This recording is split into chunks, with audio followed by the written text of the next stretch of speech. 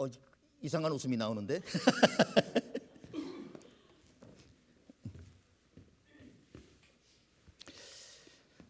훌륭한 강사님을 모셔야 되는데 제가 부임하고 첫 회기도 하고 또 여러분들에게 들려주고 싶은 이야기를 또 많기 때문에 제가 하기로 했습니다. 장로님께서 올해 재직 세미나는 어떻게 할 거냐, 조금만 줄여주시겠어요? 어떻게 할 거냐, 이렇게 제가 하겠습니다.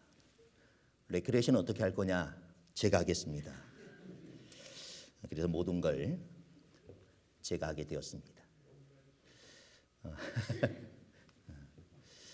다음에는 좀 훌륭한 강사님을 모시도록 할 거고, 올해는 이제 익숙한 얼굴이지만 오늘은 사포교회 담임 목사이기도 하지만 재직 세미나의 강사로 온 거기 때문에 강사로 바라봐 주셨으면 좋겠습니다. 어떤 걸 전할까 고민을 하다가 주제를 기본으로 돌아가자 이렇게 정했습니다. 사실 교회 안에 일어나는 모든 일들과 또 세상 가운데 일어나는 모든 일들도 사실은 기본만큼을 하지 못하기 때문에 일어나는 일들이 너무 많거든요. 여러분들의 담임 목사는 욕심이 많은 목사가 아닙니다. 여러분들이 무언가 과도한 걸 요구하는 목사가 아닙니다. 무엇만 하자? 기본만 하자. 제가 사포교회를 담임하게 되면서 저 자신뿐만이 아니라 우리 성도들도 기본만 하면 좋겠다. 예배도 기본만 하시면 됩니다. 더 하라고 강요하지 않겠습니다. 봉사도 기본만 하시기 바랍니다. 더 많이 하시면 제가 뭐라고 할 겁니다. 그리고 여러 가지 교회 안에서 섬겨가는 모습들도 기본만 하셨으면 좋겠습니다. 그러면 교회는 행복하게 되어지고 든든하게 될 것입니다. 자기 능력의 이상의 것들을 하려다 보니까 문제가 생기고 자기가 할 만큼의 것을 하지 않기 때문에 교회가 바로 세워지지 못하는 것이거든요. 그렇기 때문에 다시 한번 외쳐볼까요? 오늘 주제 뭐 하자고요?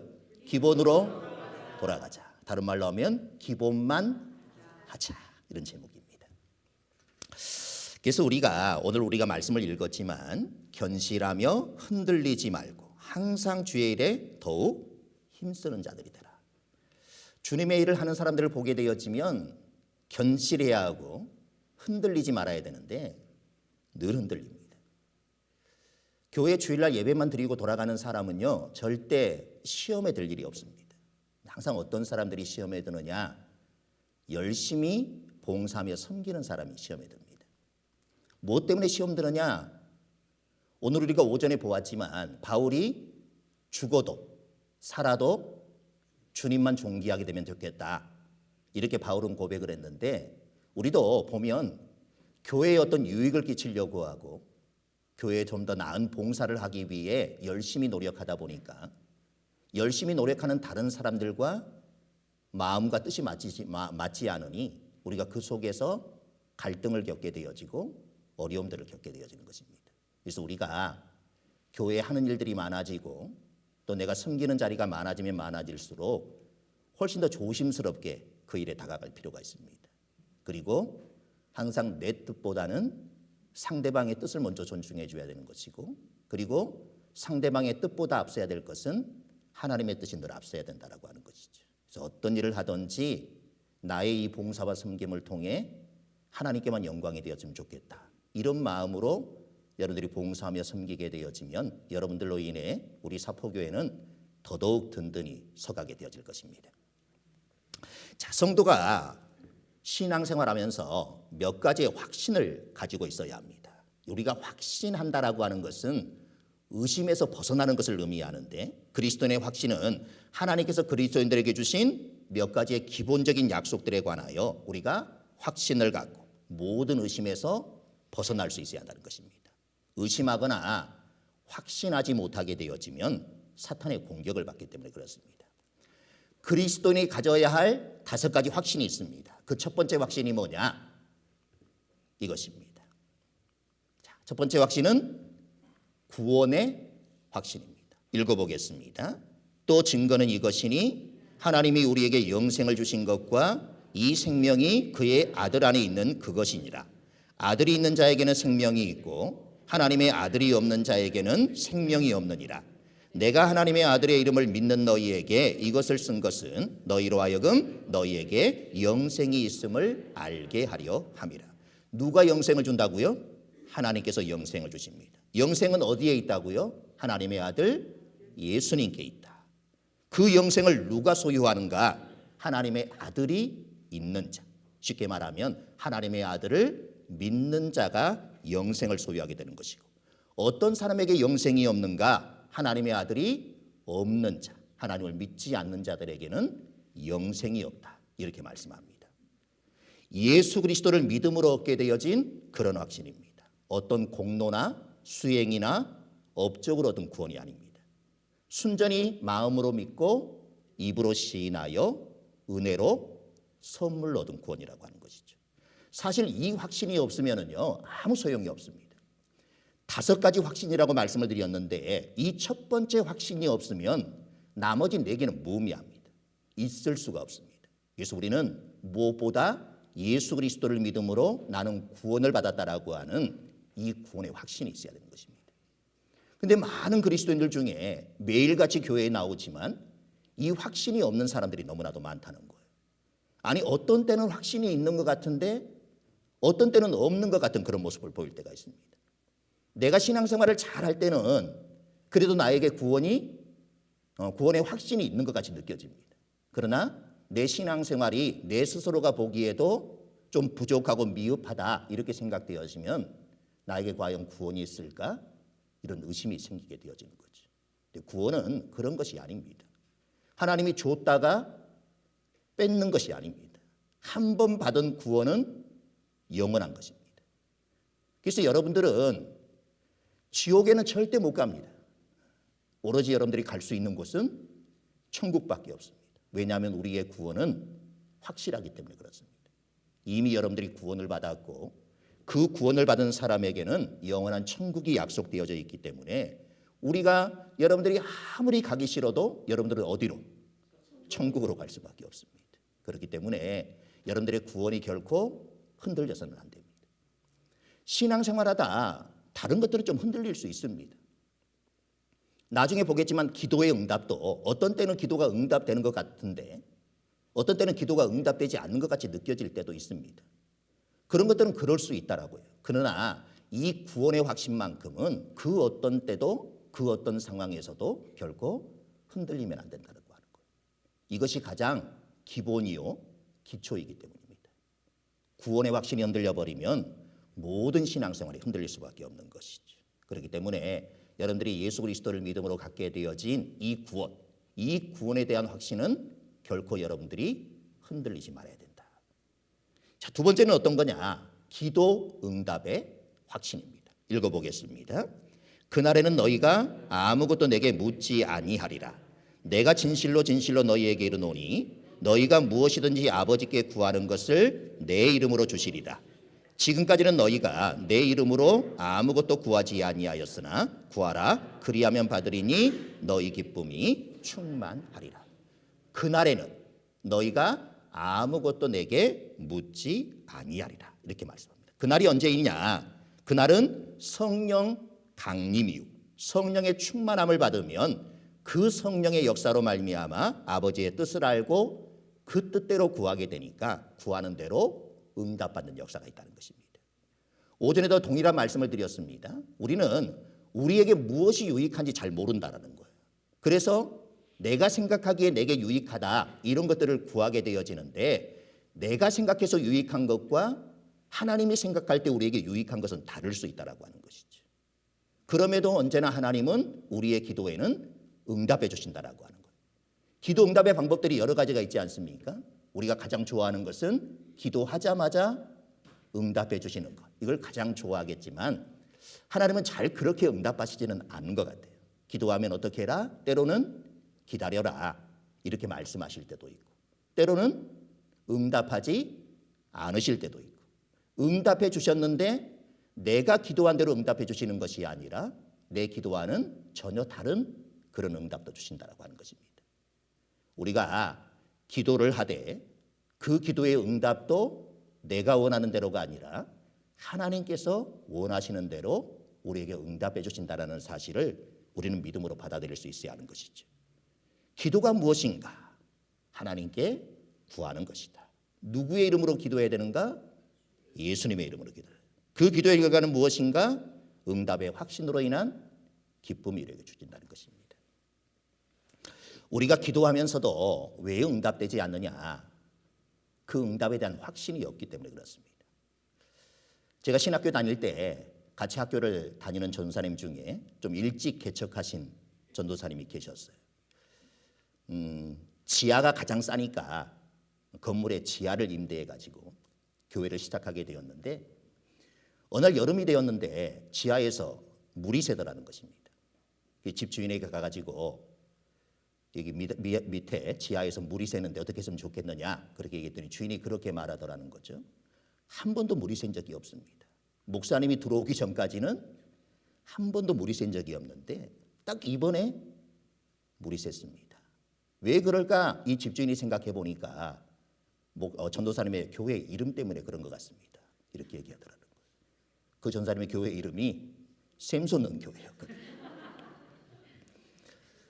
주인은 그 이름 때문에 지하에서 물이 샜다. 이렇게 전사님 뭐라고 얘기했습니까? 설마 그 이름 때문에 물이 새겠습니까? 이런 얘기를 했다는 그런 이야기를 들은 적이 있습니다. 이런 이야기도 있어요. 상가에 세를 들어 교회를 하는 사람인데 어느 날 바로 밑에 아래층에 술집과 노래방이 들어오더라는 것입니다. 예배를 드리려고 하는데 항상 시끄러운 거죠. 그래서 교회가 기도를 했습니다. 이사를 가든지 가게에 문을 닫든지 좀 해주십시오. 어느 날 근데 그 가게가 문을 닫았어요. 그 사장도 알았나 봐요. 교회가 그런 기도를 한다라는 걸. 쫓아 올라왔겠죠. 이 교회가 기도해서 우리 가게가 망했다. 근데 목사는 뭐라고 했겠습니까? 설마 우리가 기도했다고 교회가 망하겠습니까? 오히려 세상 사람들이 훨씬 더 믿음이 크고 그리스도인들이나 목사는 더 믿음이 작은 듯한 그런 모습을 보일 때가 있다는 것이죠. 이런 예화 많이 들어보셨을 것 같아요. 요즘같이 비가 하도 오지 않으니까 교회가 비가 오게 해달라고 기도하기 위해 어느 날 저녁에 교회에 모였습니다. 모두가 다 그냥 오는데 한 아이가 우산을 들고 오더라는 거죠. 어른들이 이야기합니다. 비도 안 오는데 왜 우산을 들고 왔느냐? 그랬더니 이 아이가 그렇게 대답하는 거죠. 오늘 우리가 비 오기를 위해 기도하는데 기도하고 나면 반드시 비가 올 테니까. 그래서 우산을 들고 왔다. 우리가 이 정도 어린아이 같은 믿음은 그래도 있어야 되지 않겠습니까? 혹시 오늘 우산 들고 오신 분이 계신가요? 기도했다면 여러분들의 기도는 반드시 응답이 되어집니다. 어떻게 응답하시느냐에 차이는 있겠지만 그리고 때로는 응답하시지 않은 것 또한 기도의 응답임을 우리는 경험하게 되어지죠. 그때 하나님께서 나에게 응답해 주시지 않았기에 내가 이후에 이런 결과를 얻게 되었다. 이렇게 고백할 때가 우리에게는 있다라고 하는 것입니다. 세 번째는 뭐냐? 사죄의 확신입니다. 용서의 확신이라 이렇게 얘기할 수 있죠. 읽어보겠습니다. 우리는 다 양 같아서 그릇 행하며 각기 제 길로 갔거늘 여호와께서는 우리 무리의 죄악을 그에게 담당시키셨도다. 하나님께서는 우리의 죄에 대해서 무엇을 하기를 원하시는가? 자백하기를 원하신다라고 하는 거예요. 자백한다라는 게 뭘까? 자신의 비밀이나 모든 것을 솔직하게 털어놓는 것을 의미하죠. 자신의 범죄 사실을 인정하는 것입니다. 하나님께서는 어떤 분이시기에 우리의 이런 모든 죄를 용서해 주실 수도 있는가? 미쁘시고 의로운 분이시기 때문에 우리가 자백할 때 하나님은 우리의 모든 죄를 깨끗게 해주시겠다 이렇게 약속하시는 것입니다. 오직 하나님만이 우리의 죄를 사하실 수 있는 것이죠. 죄가 없는 사람만 다른 사람의 죄를 대신 도맡을 수 있는데 우리 중에는 죄가 없는 사람이 없기에 여러분들이 아무리 어떤 사람이 죄를 지었다 하더라도 내가 그 죄를 대신 지겠다, 그렇게 아무리 얘기해도 그 죄를 대신 질 수 없다라고 하는 것이죠. 그런 일이 없어야 하겠지만 만약에 여러분들의 자녀 중에 죄를 지었는데 부모인 내가 대신 죄를 받겠습니다 이렇게 얘기하면 법원에서 그렇게 하십시오 이렇게 얘기하겠습니까? 자신의 죄는 자기가 담당해야 되는 것이죠. 그러나 오직 주님만이 죄가 없으신 분이시기에 우리의 모든 죄를 담당하실 수 있는 것이고, 그리고 예수 그리스도가 흘리신 그 보혈만이 우리를 모든 죄에서 깨끗게 하실 수 있다라고 하는 것입니다. 그래서 우리는 그 예수 그리스도의 보혈을 믿기 때문에 모든 죄로부터 용서를 받고 이제 거룩한 주님의 자녀로 살아가게 되어지는 것이죠. 자, 네 번째는 인도, 동행의 확신입니다. 같이 읽어보겠습니다. 너는 마음을 다하여 여호와를 신뢰하고 내 명철을 의지하지 말라. 너는 범사의 그를 인정하라. 그리하면 내 길을 지도하시리라. 범사에 우리가 하나님을 인정하면 하나님은 우리의 길을 지도해 주실 것이다. 우리가 해야 할 일이 뭔가 마음을 다하여 여호와를 의뢰해야 한다는 것입니다. 나의 명철, 나의 지혜, 나의 총명을 의지해서는 안 된다는 것이죠. 그리고 범사에 여호와 하나님을 인정해야 된다.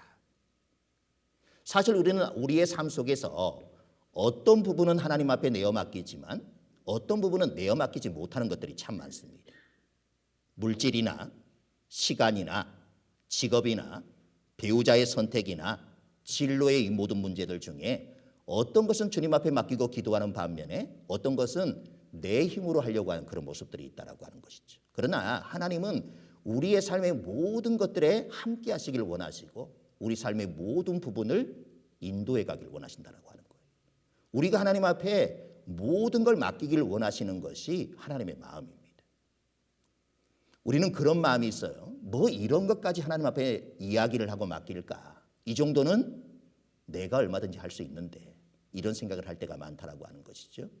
그러나 여러분들도 자녀를 키워보니까 자녀들이 시시콜콜한 것까지 다 부모에게 이야기를 하고 함께 의논하고 함께 헤쳐나가는 것을 부모가 바라는 것이지 너희들이 이제 다 컸으니 너희들 마음대로 해라 이런 마음을 가진 부모는 하나도 없을 거라고 생각합니다. 하나님께서 우리에게 가지는 마음도 동일한 마음이거든요. 아무리 사소한 것까지도 하나님 앞에 아뢰고 하나님의 뜻을 구하고 하나님의 뜻대로 모든 일들을 행하며 살아가는 것, 그것이 바로 하나님께서 우리에게 기대하시는 그런 믿음의 모습입니다. 하나님은 언제나 우리를 인도해 주시는, 동행해 주시는 그런 하나님이시기 때문입니다. 자, 다섯 번째는 뭐냐? 승리의 확신입니다. 읽어보겠습니다. 사람이 감당할 시험 밖에는 너희에게 당한 것이 없나니 오직 하나님은 미쁘사 너희가 감당치 못할 시험 당함을 허락지 아니하시고 시험 당할 즈음에 또한 피할 길을 내사 너희로 능히 감당하게 하시느니라. 구원은 단순히 예수님을 믿고 천국 가는 것으로 끝나는 것이 아닙니다. 하나님은 어떤 경우에도 하나님의 자녀가 이 땅에서 그리스도의 풍성한 열매를 맺기를 원한다라고 하는 것이죠. 감당할 수 있는 시험을 우리에게 허락하신다고 합니다. 하나님은 우리에게 유혹을 제거해 주시는 분이 아니라 우리에게 감당할 수 있는 힘을 주시는 분이라고 하는 것이죠. 예수 믿으면 모든 어려움에서 면제를 받으면 얼마나 좋겠습니까? 늘 좋은 일들만 있고 행복한 일들만 가득하면 얼마나 좋겠습니까? 그러면 여러분들이 굳이 나가서 전도하지 않아도 됩니다. 예수 믿으니 좋은 일들만 계속해서 일어나더라. 그걸 안다면 사람들이 여러분들이 믿지 말라고 얘기를 해도 다 스스로 교회에 나오게 되겠죠. 그러나 예수 그리스도를 믿는다라고 하는 것이 모든 고통과 아픔에서 면제되는 것이 결코 아닙니다. 그렇다면 예수 그리스도를 믿는 것이 무엇이 좋은가? 그 모든 시험을 감당할 수 있는 힘을 주시기 때문에 세상 사람들은 그 어려움과 그 아픔의 문제를 스스로 해결해야 되지만 우리 믿는 사람은 내가 해결하는 것이 아니라 하나님께서 해결해 주신다라고 하는 것입니다. 우리는 그저 맡기면 되는 것이죠.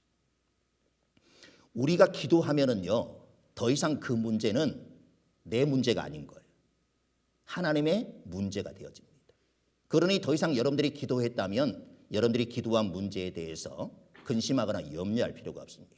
하나님께서 도맡아 주실 것이고 그 모든 것들을 해결해 주실 것이기 때문에 그리고 하나님은 언제나 승리하시는 하나님이시기 때문에 여러분들의 삶 가운데도 이런 승리를 허락해 주신다고 하는 것입니다. 오전에 우리 하나님은 역전시켜 주시는 하나님이라 이런 말씀을 드렸습니다. 그리고 우리는 뒤집기의 명수가 되어야 된다 이런 말씀을 드렸습니다. 달리기를 할 때요, 제가 달리기를 정말 못했거든요. 초등학교 때 100m 달리기를 하면 애들이 도착하기 전에 또 출발을 시키잖아요. 빨리 끝내려고. 저는 항상 뒤에서 출발하는 아이들한테 따라잡혔던 사람입니다. 그러면서도 뒤를 자꾸 돌아보는 거예요. 뛰면서. 혹시 내 뒤에 누가 있지 않나. 늘 꼴찌면서도. 저희 엄마가 운동할 때 다 부모들이 오지 않습니까? 항상 그 밖에서 소리를 쳤습니다. 뒤에 아무도 없으니 앞만 보고 뛰어라. 근데 여러분, 꼴찌로 뛰고 있다고 생각해도 갑자기 누군가가 뒤로 돌아서 뛰어 이렇게 얘기하면 꼴찌였던 제가 갑자기 뭐가 되는 거예요? 1등이 되어지는 거예요. 우리 하나님은 그렇게 해주시는 하나님이라고 하는 것입니다. 여러분들이 예수 믿기 때문에 세상에서 좀 뒤처지는 것이 아닌가? 봉사하고 섬기는 시간에 내가 다른 것들을 더 개발하면 믿지 않는 사람들보다 더 앞서갈 수 있을 텐데 이런 마음이 들어서 교회에 봉사하고 섬기는 것보다 어떤 세상적인 배움에 더 열심을 낼 수 있습니다. 그러면 내가 앞서갈 것 같은 그런 마음들이 있기 때문에 그렇습니다. 그러나 여러분, 주님은 결코 여러분들을 실망시키지 않으시는 하나님이시거든요.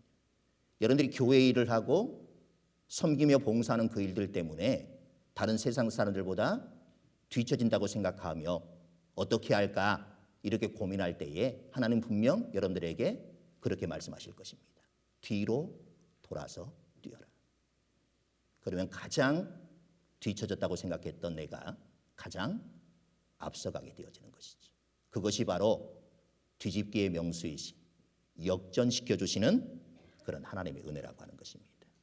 여러분들이 이와 같은 승리의 확신들을 날마다 가지며 살 수 있기를 바랍니다. 자, 그리스도인들이 생활하면서 그리스도인들의 생활 지침 8가지가 있습니다. 하나하나 살펴보겠습니다. 자, 첫 번째는 뭐냐? 그리스도 안에서의 생활입니다. 읽어보겠습니다. 나는 포도나무요 너희는 가지니 저가 내 안에 내가 저 안에 있으면 이 사람은 과실을 많이 맺나니 나를 떠나서는 너희가 아무것도 할 수 없느니라. 잘 아는 그런 말씀입니다. 포도나무의 가지가 붙어 있을 때에만이 열매를 맺을 수 있다는 것이죠. 우리는 그리스도 안에 있을 때만이 풍성한 열매를 맺는 그런 삶을 살 수가 있습니다. 그리스도를 떠난 삶은 무의미한 삶이 되어지는 것이죠. 여러분, 진정한 자유가 무엇일까요? 포도나무에 붙어있는 가지가 자유한 것입니까? 아니면 포도나무에서 떨어진 가지가 자유한 것입니까?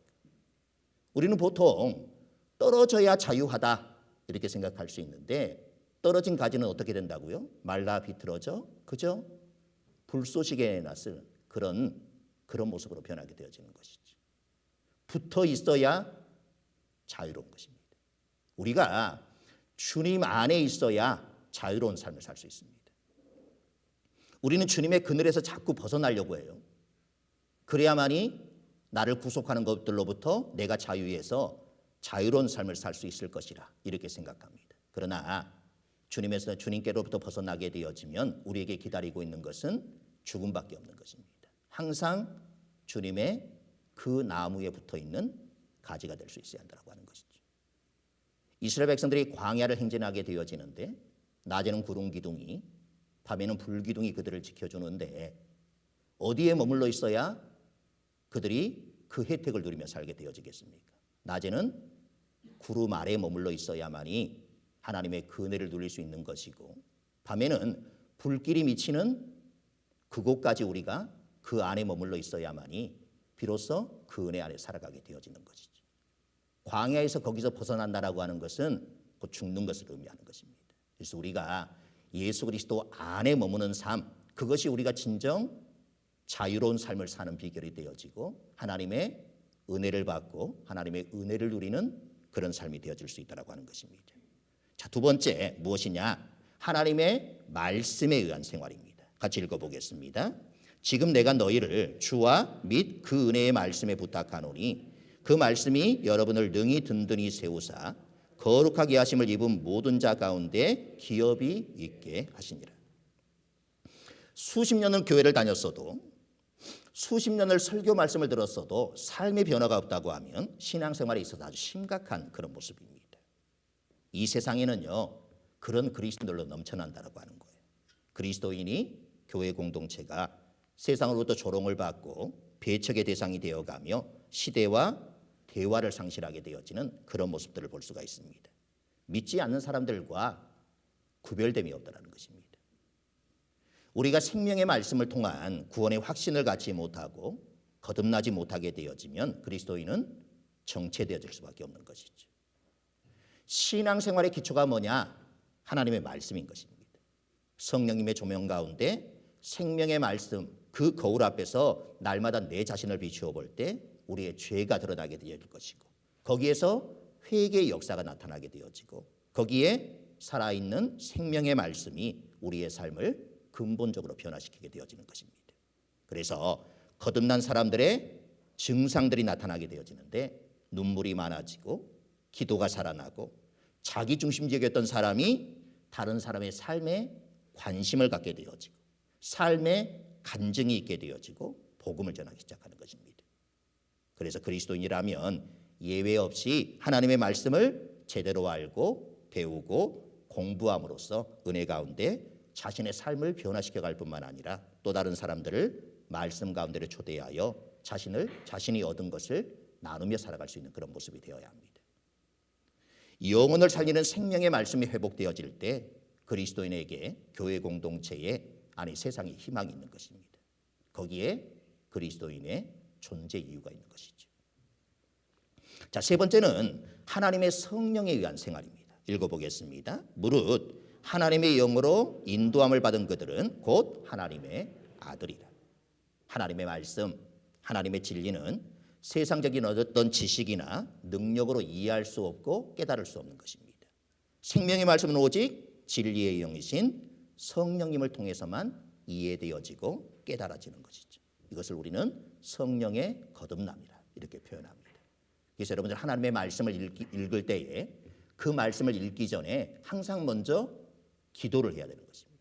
기도하면서 성령님의 그 지혜를 구하고 성령님의 그 눈으로 하나님의 말씀을 볼 수 있는 우리가 될 수 있길 위해 기도해야 되는 것이죠. 그래야만이 그 말씀이 깨달아지는 역사들이 있게 되어지는 것입니다. 자, 네 번째는 믿음에 의한 생활입니다. 읽어보겠습니다. 우리가 믿음으로 행하고 보는 것으로 하지 아니함이로다.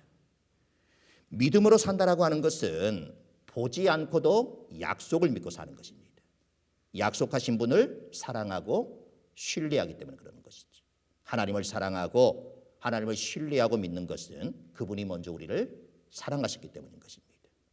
하나님은 하나밖에 없는 독생자 예수 그리스도를 우리 인간을 구원하기 위한 통로로 우리에게 보내주셨고 그리고 이 땅에 보내셔서 죽게 하셨습니다.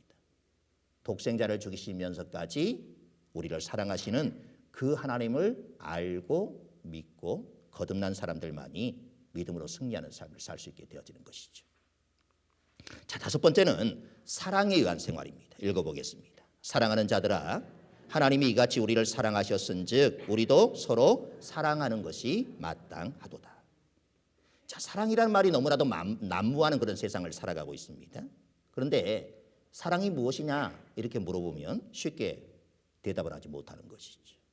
사랑을 단순히 남녀간의 에로스 사랑이라 이렇게만 이해하거나 좀 더 나가면 부모와 자녀 간의 사랑, 친구 간의 사랑 이 정도로만 이해하는 것이죠. 그러나 진정한 사랑은 목숨까지도 내어줄 수 있는 그런 사랑이라고 말합니다.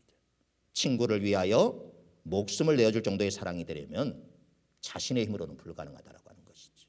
더구나 원수까지도 사랑해라 이 주님의 말씀에 순종한다라는 것은 우리의 의지나 우리의 노력으로는 불가능하다는 것입니다. 그런 사랑을 하려면 먼저 그런 엄청난 사랑을 내가 받아야 하는 것이죠. 주님께서 우리를 사랑하셔서 십자가에서 죽으시고 우리들이 감당해야 할 죄의 값을 다 치러주신 그 사랑을 우리가 깨달을 때에야만이 진정한 사랑으로 우리가 나아갈 수 있게 되어지는 것입니다. 빚진 자의 신분을 우리가 자각할 때만이 사랑의 진정한 깊이를 경험하고 이웃을 사랑할 수 있게 되는 것입니다. 예수님의 대부분의 제자들이 이 사랑 때문에 순교의 길을 기꺼이 걸어간 것입니다. 그래서 우리 교회도 이런 사랑이 넘쳐날 수 있기를 바랍니다.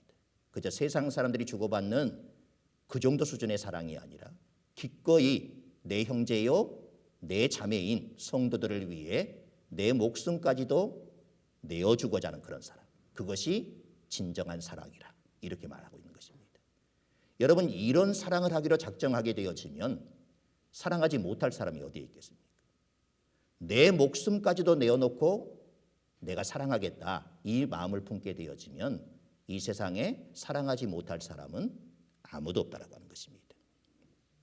자, 여섯 번째로는 그리스도인의 교제하는 생활입니다. 읽어보겠습니다. 저가 빛 가운데 계신 것 같이 우리도 빛 가운데 행하면 우리가 서로 사귐이 있고 그 아들 예수의 피가 우리를 모든 죄에서 깨끗하게 하실 것이요. 인간이 살아가면서 네 가지의 관계가 회복되어야 된다 이렇게 말합니다. 하나님과의 관계, 사람과의 관계, 자연과의 관계, 그리고 자기 자신과의 관계. 이것이 회복되어야 된다 이렇게 말합니다. 그러나 하나님의 관계가 온전히 회복이 되어지면 모든 관계가 회복되어지는 것입니다. 거꾸로 얘기하면 뭐가 되겠습니까? 하나님과의 관계가 틀어지면 모든 관계는 다 틀어질 수밖에 없습니다.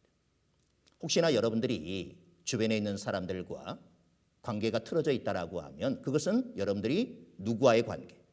하나님과의 관계가 틀어졌기 때문이다. 이 사실을 알아야 됩니다.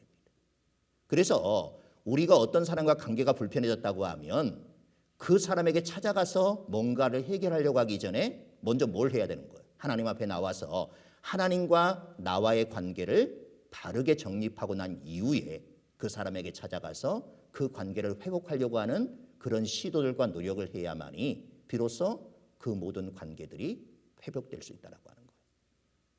우리는 불편한 관계가 되어지면 항상 내 생각이 앞서는 거죠. 어떻게 하면 저 사람과 이 관계를 회복할 수 있을까? 근데 정작 그 문제를 가지고 하나님 앞에 나와 엎드리는 그런 사람들은 많이 보기가 어렵다라고 하는 것입니다. 그러나 가장 먼저 우선이 되어야 될 것은 먼저 하나님과 나와의 관계가 회복되어져야만이 다른 관계들도 다 회복이 될 수 있다라고 하는 것입니다. 자, 그리고 일곱 번째는 증인으로서의 생활입니다. 읽어보겠습니다. 너희 마음에 그리스도를 주로 삼아 거룩하게 하고 너희 속에 있는 소망에 관한 이유를 묻는 자들에게는 대답할 것을 항상 예비하되 온유와 두려움으로 하고. 우리는 예수 그리스도를 구세주와 주님으로 영접한 하나님의 자녀입니다. 우리 인생의 최대의 사건이고 기적이고 은혜입니다. 인간의 노력이나 능력이나 선행으로 되어지는 것이 아닙니다. 성령님의 도우심으로 예수 그리스도가 내 인생의 주인이다. 이것이 믿어지는 것이고 또한 이것이 전적인 하나님의 은혜요 선물임을 깨닫게 되어지는 것입니다. 하나님께서 우리를 택하여 구원해 주신 것은 우리로 열매 맺게 하기 위함입니다. 자신이 소유한 엄청난 기적 같은 이 복음의 선물을 이웃에게 나눠줄 수 있어야 합니다. 이것이 주님께서 우리를 구원하신 이유라고 하는 것이죠. 어떤 사람이 어떤 의사가 암 치료법을 개발했다. 근데 이것을 사람들에게 알리지 아니하고 자기 혼자만 알고 있는 거예요. 이게 유익이 되어질까요? 결코 유익이 되어지지 못합니다. 그런 놀라운 것을 발견했다라고 하면 사람들에게 적극적으로 알려야 되는 것이죠. 그래서 암으로 고생하는 사람들이 그 치료법을 통해서 나을 수 있도록 해야 되는 것이죠. 그게 모든 사람에게 유익을 끼치는 그런 모습입니다. 그리고 복음이라는 게 이런 거예요. 모두가 죽을 수밖에 없는데 영원히 살 수 있는 길이 있다. 여러분들은 그 길을 다 알고 계시잖아요. 이 놀라운 사실을 왜 전하지 않느냐고 하는 것이지. 암 치료법을 내가 개발했다. 그러면 온 세상에 떠들고 다닐 텐데. 근데 여러분, 암이 나았다고 해서 영원토록 사는 것입니까? 언젠가 그 사람도 자신의 생명이 다하게 되어지면 다 죽는 그런 존재인 것이죠. 잠시 생명을 연장하는 그것도 놀랍다고 세상 사람들에게 막 홍보하고 다닐 텐데, 그것과는 비교할 수 없는 영원한 생명을 얻을 수 있는 비결이 여러분들 가운데 있는데, 어떻게 그 놀라운 소식을 우리의 마음속에만 담고 그래서 입으로 증거하지 않느냐라고 하는 것이죠. 우리가 전도를 한다라고 하는 것은 이런 것입니다. 저 사람들은 몰라서 그 영원한 생명을 얻지 못하고 누리지 못하는데, 나는 그 영원한 생명을 어떻게 받는지, 어떻게 누리는지 다 알고 있다라고 하는 거예요. 이 놀라운 소식을 전하지 않고는 견딜 수 없는 마음들이 돼야 되는데, 우리는 그 부분에 대해서는 너무나도 침묵하고 있다는 것입니다. 저는 지금까지 목회하면서 한 번도 전도를 강요해 본 적이 없습니다. 나가서 전도해라 이런 얘기를 한 번도 해본 적이 없습니다. 그럼에도 스스로 나가서 복음을 전하더라는 것이죠. 그리고 새로 믿는 사람들을 데리고 오는 것이죠. 저는 이것이 가장 자연스러운 방법이라고 생각합니다. 내가 예수 그리스도를 믿어보니 너무나도 좋은 거예요. 이 땅의 삶이 전부인 줄 알았는데 영원한 천국이 있다는 걸 나는 깨달았어요. 그러면 가장 가까이에는 내 남편, 내 아내, 내 자녀들, 이 사람들에게 어떻게 전하지 않고 견딜 수 있을까? 이 놀라운 소식을 담아두기에도 너무나도 대단한 이 소식을 말입니다. 그래서 우리가 정말 예수 그리스도를 믿는 사람이라면 우리의 삶 속에서 내가 알고 내가 믿고 있는 이 놀라운 소식들을 날마다 전하며 살 수 있어야 한다고 하는 것입니다. 자, 8번째는 뭐냐? 후히 드리는 생활입니다. 읽어보겠습니다. 각각 그 마음대로 정한 대로 할 것이요 인색함으로나 억지로 하지 말지니 하나님은 즐겨내는 자를 사랑하시니라. 우리가 소유한 것이 필요해서 드리라 이런 말이 아닙니다. 하나님은 우리의 마음의 중심을 보시는 분이기 때문에 우리의 마음이 어떠한지 이것을 우리가 하나님 앞에 표현하기를 원하신다라고 하는 거예요. 그것이 물질인 것입니다. 헌금인 것입니다. 우리는 내 것을 하나님 앞에 드린다 늘 그렇게 생각합니다. 그래서 좀 많이 드리면 어깨가 좀 으쓱하죠. 드리지 못하면 축 처져서 다닙니다. 어떤 교회는 그런 경우도 있다고 그래요. 성도가 떠나려고 하면 헌금을 많이 하는 성도가 떠나려고 그러면 가서 막 붙드는데 헌금을 잘 하지 않는 성도가 떠나면 떠나든지 말든지 뭐 이렇게 보는 그런 교회들도 있다고 하는데, 우리가 물질이라고 하는 것을 자꾸 하나님 앞에 드리는 헌금이라고 하는 것을 그 양을 가지고 판단하기 때문에 그렇습니다. 근데 하나님은 드리는 자가 얼만큼 드리느냐 거기에 관심이 있으신 분이 아니라 어떤 마음으로 드리느냐 그것이 하나님의 평가의 기준이라고 하는 것이죠. 그렇기 때문에 여러분들이 얼마만큼 드리느냐는 그다지 중요하지 않습니다. 어떤 마음으로 드리느냐 이것이 중요합니다. 그럼 다음 주부터는 조금만 내도 되겠구나, 마음만 열심히 담아야지 이렇게 생각할 수 있겠지만 여러분, 물질 있는 곳에 마음이 있는 것입니다. 사실은 여러분들이 얼마만큼 드리느냐가 여러분들의 믿음을 표현하는 것입니다. 그렇기 때문에 여러분들이 정말 즐겨 드릴 수 있는 그런 마음으로 드릴 수 있어야 하는 것입니다. 그리고 최선을 다해 드려야 합니다. 우리는 최선이라고 하는 것에 대하여 오해하는 경우가 있는데, 얼마만큼이 최선일까? 얼마만큼이 최선일까요? 하나님 앞에 드릴 때 최선을 다해 드리라 그러는데 얼마만큼이 과연 최선일까? 최선을 드리고 계십니까?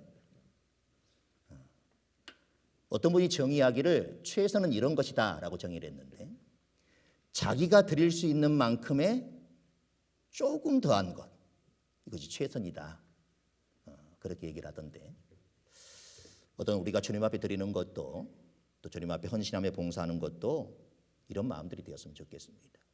내가 이만큼 드릴 수 있는데 거기에 조금 더 하나님에 향한 그 마음을 담아서 드릴 수 있다라고 하는 것, 그것이 바로 우리가 드릴 수 있는 최선의 것이 아닐까 이렇게 생각합니다. 말라기 1장 8절은 이렇게 얘기를 합니다. 나중에 보겠습니다. 만군의 여호와가 이르노라 너희가 눈먼 희생 제물을 바치는 것이 어찌 악하지 아니하며 저는 것 병든 것을 드리는 것이 어찌 악하지 아니하냐. 이제 그것을 너희 총독에게 드려보라. 그가 너를 기뻐하겠으며 너를 받아주겠느냐. 말라기 3장 8절은 이렇게 말합니다. 사람이 어찌 하나님의 것을 도둑질하겠느냐. 그러나 너희는 나의 것을 도둑질하고도 말하기를 우리가 어떻게 주의 것을 도둑질하였나이까 하는도다. 이는 곧 11조와 봉헌물이다. 3장 10절은 이렇게 얘기합니다. 만군의 여호와가 이르노라 너희의 온전한 11조를 창고에 들여 나의 집에 양식이 있게 하고 그것으로 나를 시험하여 내가 하늘 문을 열고 너희에게 복을 쌓을 것이 없도록 붙지 아니하나 보라. 하나님을 시험해 보라는 것입니다.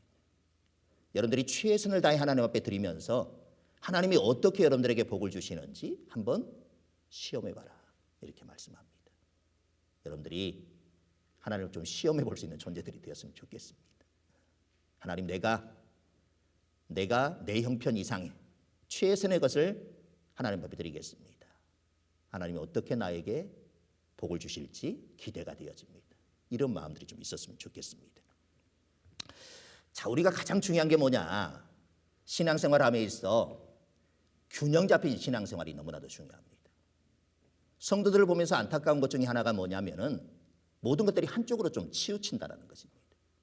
기도를 열심히 하는 사람을 보니까 말씀 생활에는 좀 등한시하는 것 같고 말씀을 열심히 보는 사람을 보니 기도 생활은 제대로 하지 못하는 그런 균형 잡히지 못한 신앙생활을 하고 있는 사람들이 많다라고 하는 것이죠.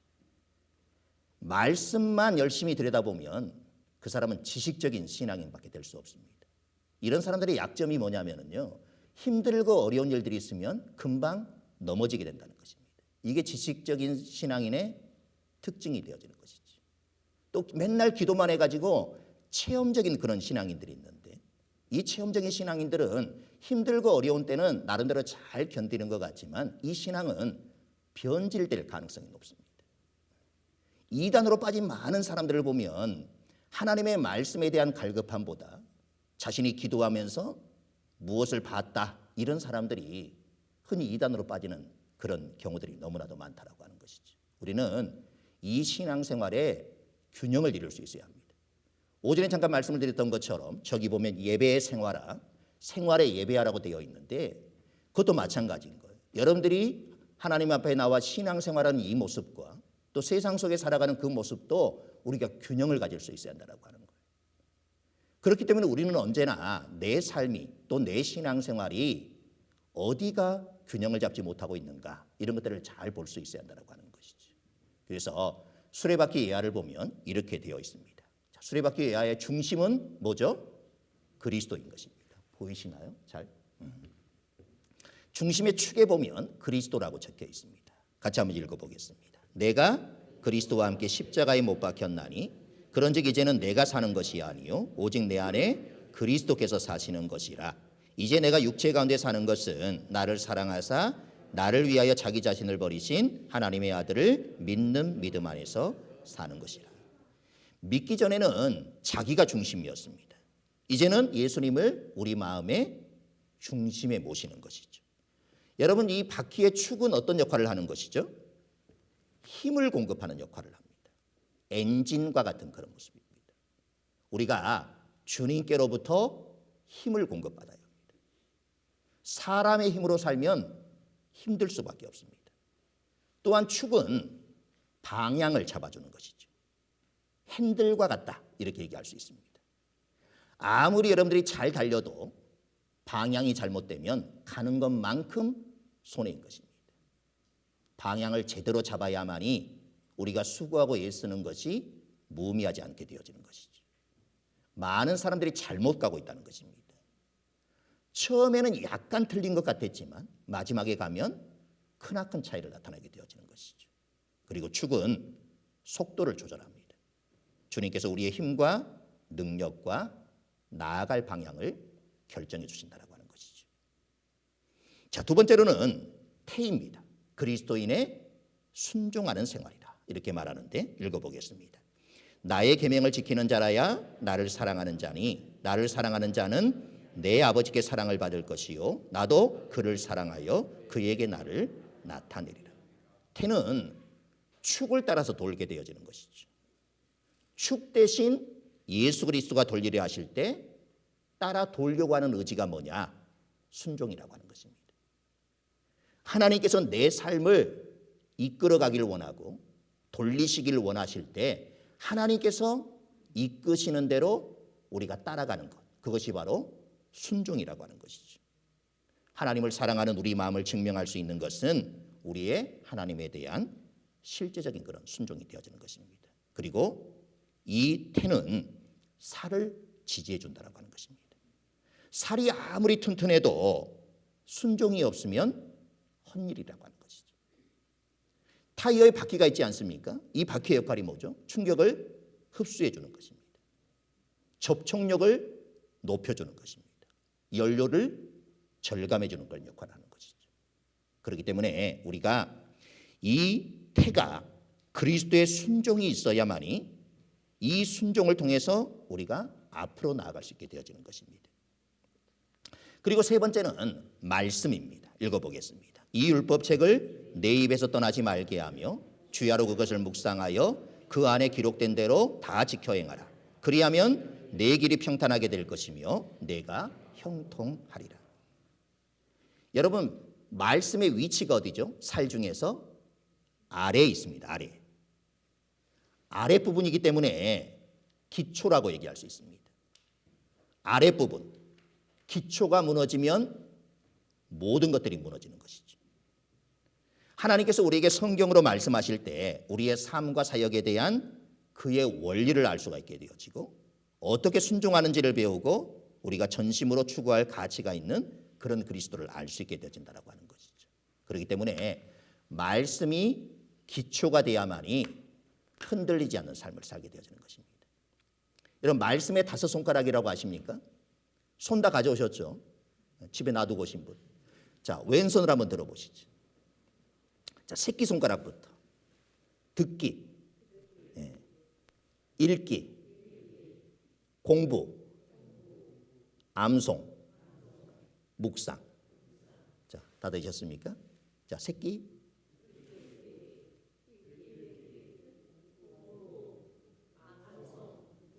자, 성경책 다 가지고 계시죠? 한 손으로 성경책을 이렇게 딱 잡아보시길 바랍니다. 한 손으로. 자, 성경을 잡는데 꼭 필요한 손가락이 있죠. 이 4개의 손가락 중에 하나 정도는, 2개 정도는 빠져도 잡을 수 있죠. 근데 꼭 있어야 되는 손가락이 있습니다. 뭐죠? 엄지손가락입니다. 무슨 말이냐면 들어도 묵상해야 된다는 것입니다. 읽어도 묵상해야 되고, 공부하고도 묵상해야 되고, 암송하면서도 묵상해야 되는 것입니다. 뭘 하든지 묵상을 하지 않으면 의미가 없게 되는 것이죠. 그리고 왜 새끼손가락부터 하라 그랬냐? 듣는 것보다는 읽는 것이 훨씬 더 좋고, 읽는 것보다는 공부하는 것이 훨씬 더 효과적이고, 공부하는 것보다 암송하는 것이 더 효과적이라는 것입니다. 그리고 반드시 거기에는 묵상이 있어야 된다. 거듭거듭 말씀을 드리지만 약이라고 하는 영어 단어와 묵상이라고 하는 영어 단어가 같은 어원을 가지고 있다는 것입니다. 우리 영어에 탁월한 배순호 장로님 맞습니까? 약이 몸속에 들어와 가지고 몸에 골고루 퍼져야만이 이 약이 효과를 나타내는 것이잖아요. 하나님의 말씀도 마찬가지인 것입니다. 듣는 것으로 그쳐지면, 읽거나 공부하거나 암송하는 것으로 그쳐지면 그것은 그냥 머릿속에만 남아있는 것이지 몸속으로 퍼져갈 수 없는 것입니다. 어떻게 해야 되느냐? 묵상을 해야만이 약이 우리의 온몸에 퍼지는 것처럼 하나님의 말씀이 내 온몸에 퍼지는 것이죠. 그래서 내 모든 삶을 말씀이 지켜주는 것입니다. 말씀이라고 하는 것이 이만큼 중요한 것입니다. 자, 두 번째는 기도의 살입니다. 자, 말씀의 살과 기도의 살은 수직으로 되어 있죠. 이것은 하나님과의 관계를 얘기합니다.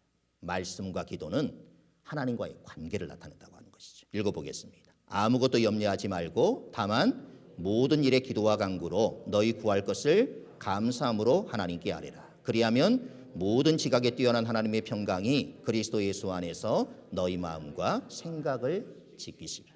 기도는 하나님께서 그의 말씀으로 당신에게 말씀하실 때 우리가 자연스럽게 하나님께 응답하는 것입니다. 그래서 하나님의 마음을 나누는 것이, 우리의 마음과 하나님의 마음을 나누는 것이 기도다, 이렇게 얘기합니다. 영적인 호흡이다, 이렇게 얘기를 하는데, 숨 쉬지 않으면 죽는 것처럼 기도하지 않으면 우리의 영혼은 죽을 수밖에 없다라고 하는 것이죠. 기도는 하나님께서 내 삶 속에 마음껏 역사하도록 나를 내어드리는 것입니다. 자, 왼손은 가져오셨고, 자, 오른손도 가져오셨나요? 자, 오른손을 들어보겠습니다. 기도의 5손가락입니다. 첫 번째, 하나님, 감사, 회개, 간구, 예수님의 이름으로. 자, 우리가 기도는 방법이 없다라고 얘기하죠. 뭐 어떻게 하든지 하나님과의 대화니까 하면 된다, 이렇게 얘기를 하지만 분명히 순서는 존재한다는 것입니다. 우리가 기도할 대상이 누구인가?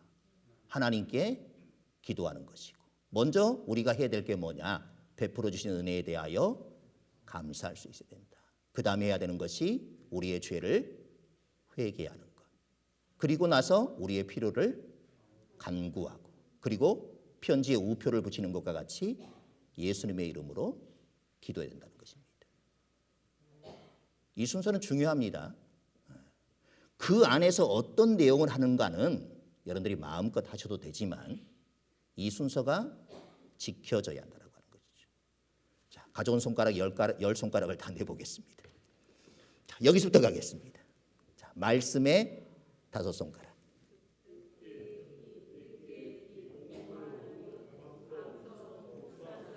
자,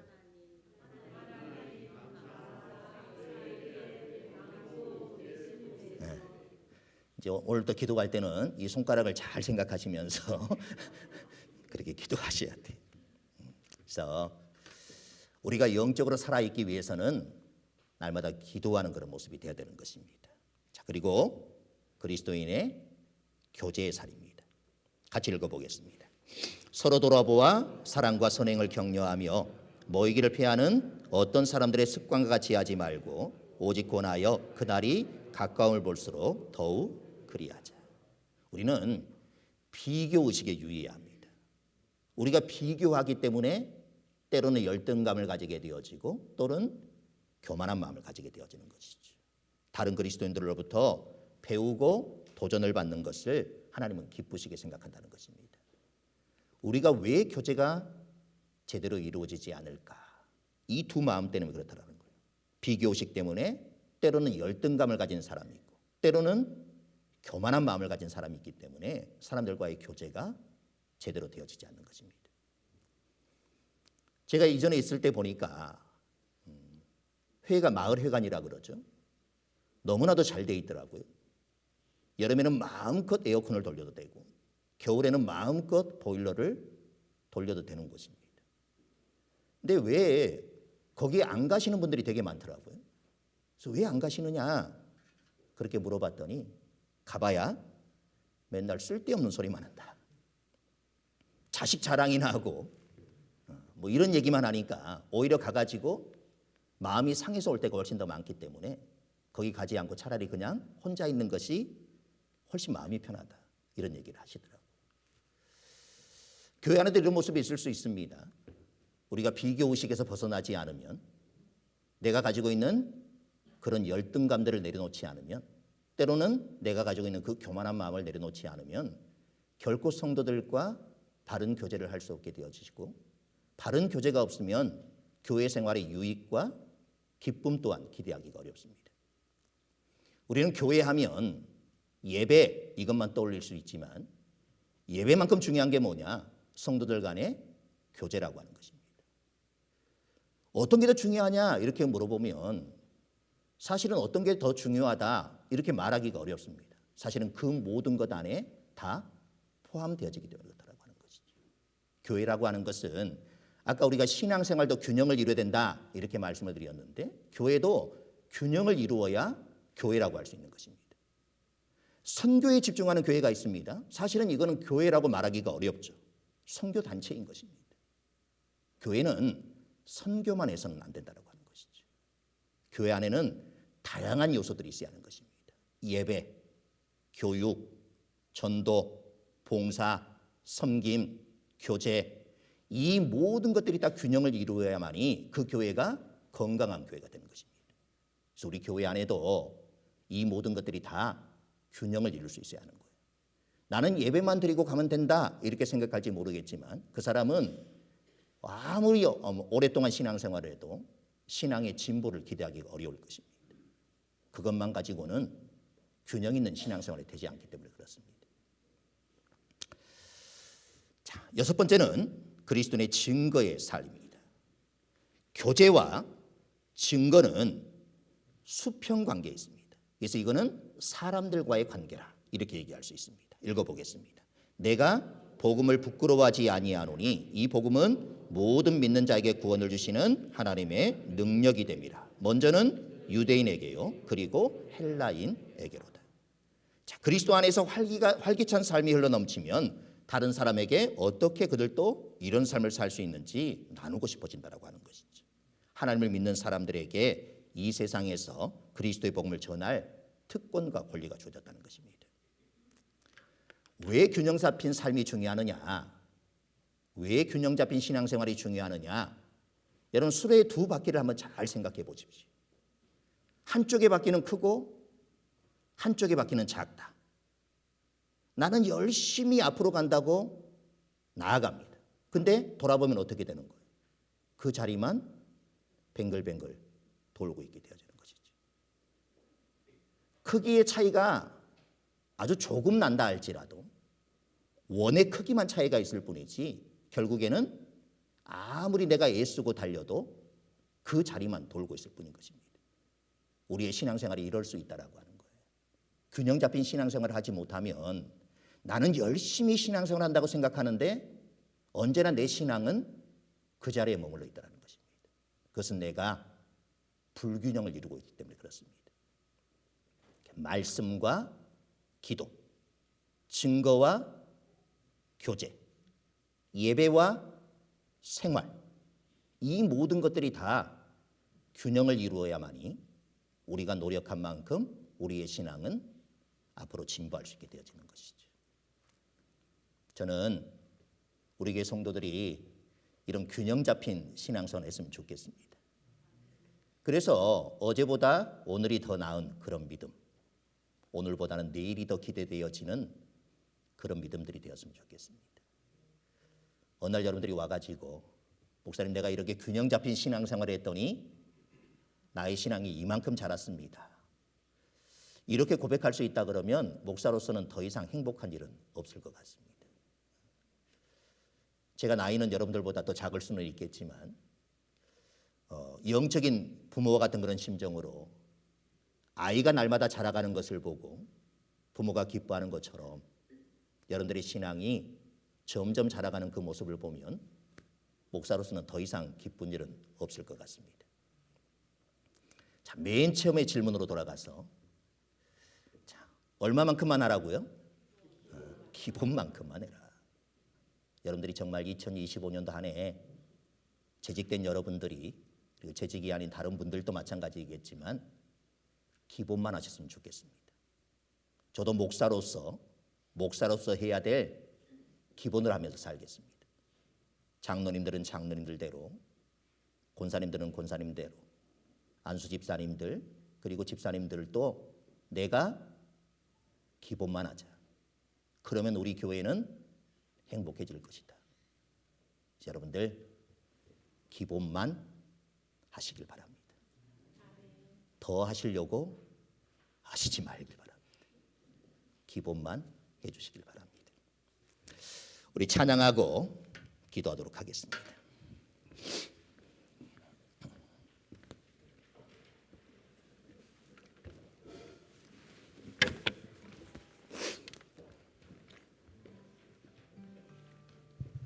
장인들 나와 주시지.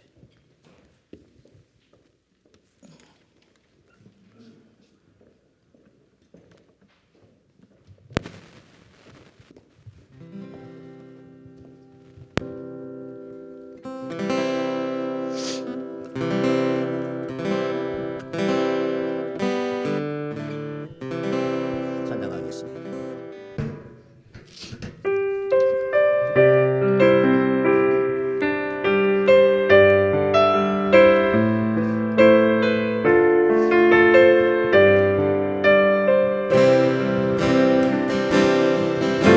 우리에겐 소원이 하나 있네. 주님 다시 오실 그날까지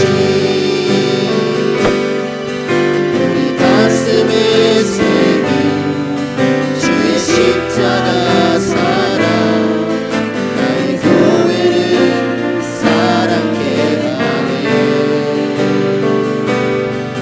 주의 교회를 향한 우리 마음, 희생과 포기와 가난과 고난, 하늘도 죽음조차 우린 막을 수 없네. 우리 교회를 이 땅에 이만 교회를 교회되게, 예배되게 우릴 사용하소서.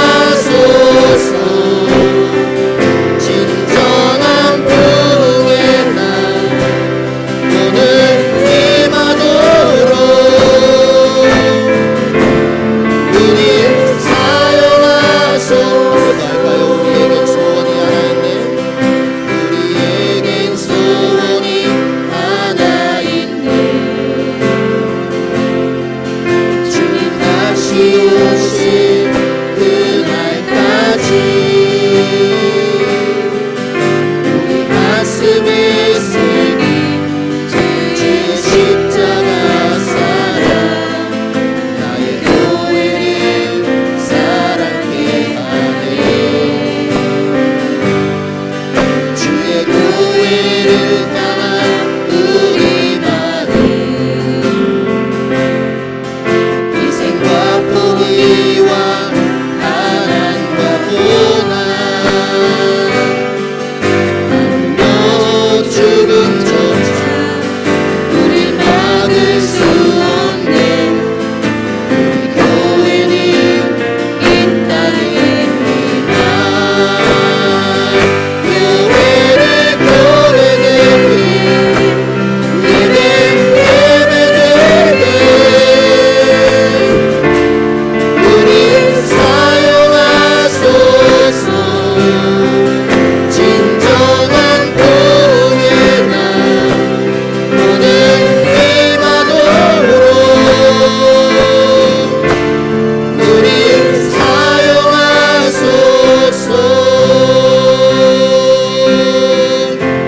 성령 안에 예배하리라. 자유의 마음으로 사랑으로 사역하리라. 교회는 생명이니 교회를 교회되게, 예배되게 우리 사용하소서. 진정한 부흥의 날 오늘 임하도록 우리 사용하소서.